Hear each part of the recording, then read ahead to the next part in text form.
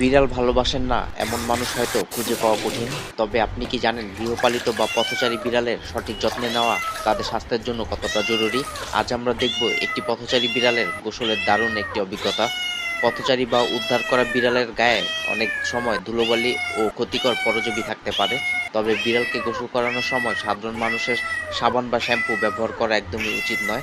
সবসময় বিড়ালের ত্বকের জন্য তৈরি বিশেষ পিএইচ ব্যালেন্সড শ্যাম্পু ব্যবহার করতে হয়। বেশিরভাগ বিড়ালই পানিকে কিছুটা ভয় পায়, এটা তাদের স্বাভাবিক আচরণ। তাই হঠাৎ করে গায়ে পানি না ঢেলে হালকা কুসুম গরম পানি ব্যবহার করতে পারেন। এতে বিড়ালটি নিজেকে নিরাপদ মনে করে এবং ধীরে ধীরে শান্ত হয়ে আসে।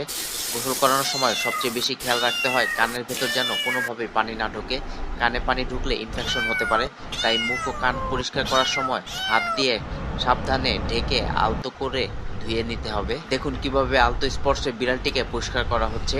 বিড়ালকে জোরপূর্বক বা